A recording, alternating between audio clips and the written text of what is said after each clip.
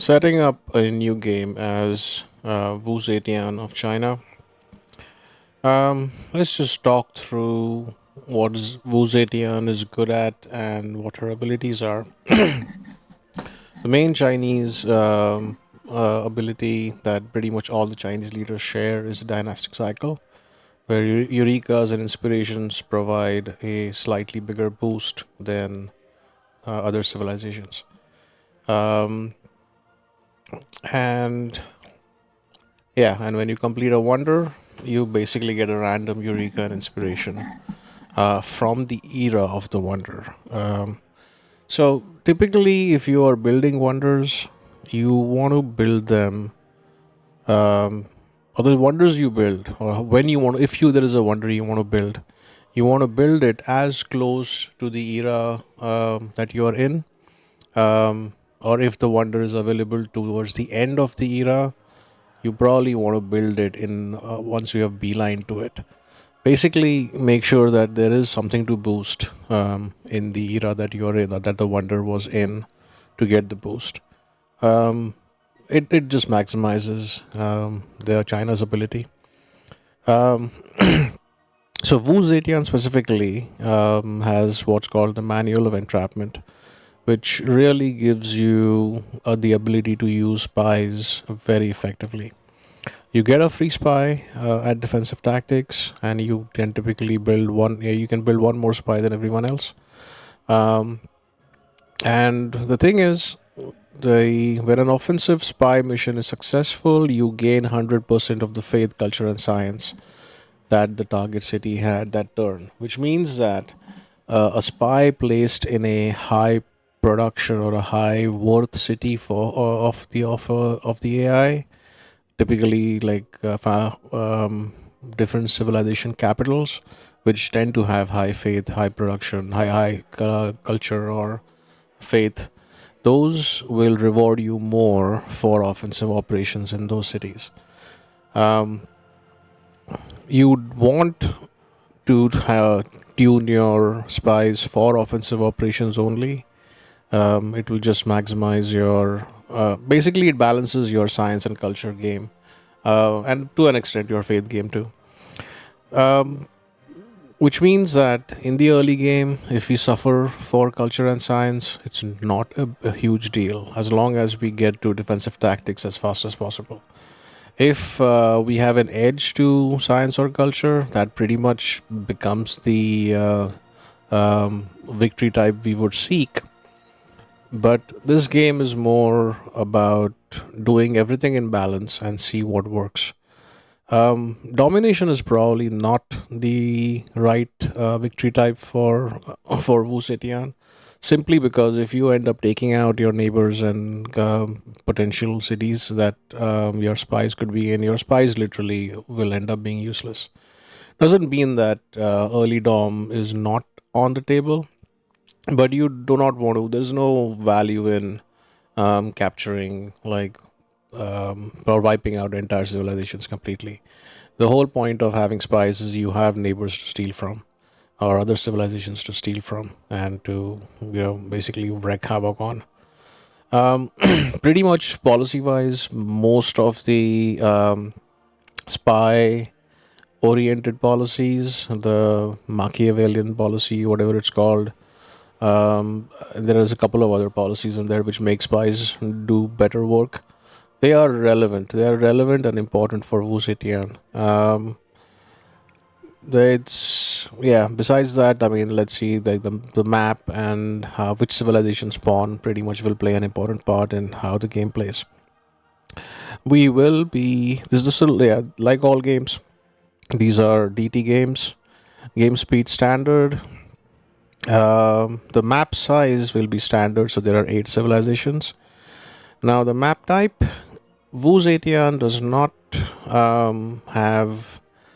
We could play either Pangea or continents. Either of them should be fine. Um, there is typically when I'm expecting a domination sort of a push, or even a religious victory sort of a push, I prefer playing on Pangea because just because it's easier to get to, like different parts of the landmass, since it's just one single landmass. On a continent's map or a small continent's map, for example, you definitely need a naval like ability, and typically you will end up with a few cities on the coast and having like an above average navy to work your way through. But typically, if I'm playing continents, I tend to lean towards wetlands. The reason we want to play continents or having continents in the map is um, there is it gets boring if you have just a single landmass, and even if you have like a navy, you really your navy doesn't really doesn't do anything significant. It depends on how the landmass is structured too. um, but I think the wetlands map is actually a fun map way to play. It creates lots of like chain islands and small islands all over the place, which adds like a level of fun to the whole game. Um, but when I pick wetlands, I do, however, um, choose to play them with like wet rainfall, and um, just because it makes the land a little more fun to deal with. Besides that, we have a choice here. The default number of city states are 12. But if I was to play with the Barbarians clan mode, which, yeah, let's just select that. If you're playing with Barbarians clans, the Barbarian camps do evolve into city states. So I do not want to start with 12 because on a wetlands map, which has a lot of hidden islands and like nooks and crannies all over the map, you will end up with at least like 10 or 12 odd city states which turn into, or barbarian camps that turn into city states. So I want to start with as few city states as possible. Typically, it's either six or five. For this game, let's just say six. Um, if this, I mean, I think six would be fine. Or actually, let's just make it five. One less. Five city states, because yes, the total count of the city states is going to push 20 at the end by the end of the game. Some AI will capture and raise and destroy city states. That's perfectly normal. But more city states will keep spawning, and the map will, or how the map looks like the geopolitical map looks like, will evolve as the game goes on. Um, like very often you find that a barbarian camp that's like right in the middle of two civilizations who are at war becomes a city state and just changes the whole complexion of the AI's interaction with each other. um, it can be fun. Wetlands map size standard leader, there's no leader pool, this is we us against the AI. Resources, I'm going to pick like this is pretty much standard for me: abundant resources and a legendary start. Just because you start off with, you don't have to worry about like, oh, do I have iron or do I have horses or do I have anything else? It's just kind of everybody gets the same benefit. So it the way I see it, we start off on an even keel. Without these options, every once in a while you end up with a really bad start where the land is really not strong. Um, I would love to play a game with sparse resources, specifically for someone like Zetian. Is this the game? Because let's think about this. Actually, pretty much every one of my last couple of games I've played with abundant resources. I'm gonna play this one with like with actually I'm just keep the thing standard and the start position. Let's go with balanced in this case, which means everything will spawn everywhere. So you are guaranteed to have. Um, let me think about this. The No, I think I'm just going to play with legendary start and abundant resources. It's much more fun. It requires a level of planning, and it does throw your initial plans, your district placements off for a toss more often than not. It's fun. Temperature can be standard, sea level can be standard. Um, if we What we can do, however, no, yeah, this is fine. Everything standard is fine. Now, barbarian clans mode is what we are playing with. Do we want to play with any of the other game modes? Um, I do not. Apocalypse mode is okay. I mean, it just changes, like it forces the game into one direction, and I like to play the game where I have multiple options open. Um, this one, yeah, I don't quite enjoy it as much. Dramatic ages, I absolutely do not enjoy, because the whole idea that if you have like a wide empire, you get punished for it if you enter a dark age. Um, I mean, believe me, the games will get really long and grinding with dramatic ages if you want to play it the way I play the games. Um, Heroes and Legends would be fun, I think. Um, Monopolies and corporations also would be fun. And secret societies should be fun too, because we are playing Wu Zetian. And there's this picking all these options, more options, just keeps the game very interesting, because Heroes and Legends will give you heroes and with abilities that could help you with very different discrete victory types.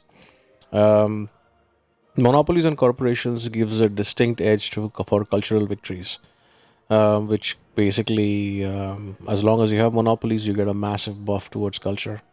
It's pretty strong for a culture victory ambition. But we may not necessarily go for culture, but having it as an option will be fun. Secret societies, however, tends to be very lopsided. Like things like void singers can be exploited to for a culture victory very early on. The other was Owls of Minerva, and the what's the other one? The Hermetic Order. One is more focused towards gold, and the other towards science. Again, these can be very game breaking, and funnel you headlong towards one victory condition or the other. The least likely one that I am thinking for Wu Zetian is the vampire secret society. That's the most least likely one, because I really do not expect too many too much war, or at least war initiated by Wu Zetian. Defensive wars we'll be totally okay with, but that's fine. So I'm going to keep all these modes enabled. Should be a fun setup. There are not too many city states, which makes Owls of Minerva a little less enticing in the early game. We don't know which like what the right society for us would be. It'll be very hard to tell what the right decision will be. So I'm going to hold off on choosing a secret society unless something really stupid and compelling happens very early game. Same thing with Heroes and Legends. Generally speaking, I always pick the hero that I'm offered and then plan my play around him or her, and see how that goes. Um, Barbarian clans is fine. Yeah, okay. I think that's all right. That's so much for the configurations. Just to talk about Fuzetian's abilities. After the spies, the things, the two things that the crouching tiger and the great wall. The great wall is an tile improvement that China can build. Is a pretty strong late game improvement overall. Like if you have a defined border, and if you place these down, they can add some serious amount of gold and culture towards your empire. Um, but they are very hard to plan around, and typically You want them in a chain, you want them on the border, and you don't want them messing up tiles that you want to use and improve. So that kind of just makes it challenging. It should be fun. The Crouching Tiger, I think, is a very weak unit. Not weak in the sense of it's a strong unit, but then it only has a range of one, which means it needs to be adjacent to anything it's fighting. Um, Very situational, and I think it's very defensive in nature. It's not really an attacking unit. There is no value in rushing through for crouching tigers for an offensive attack. It's doesn't work. You typically, if you end up with a city surround, you're better off having a city surround with melee units than having a couple of crouching tigers in there. Even though you can hit the city with them, and ideally, like with the day, really, if you're taking down a city with walls, it really makes having catapults and trebuchets more important, because the crouching tiger needs to get adjacent. You're taking up a tile that a melee unit would be placed at. It just makes war planning a little harder if you're on the offensive, which really means that as China, I want to be as defensive as possible. Um, that's pretty much it. I'm going to hit start and take it from there.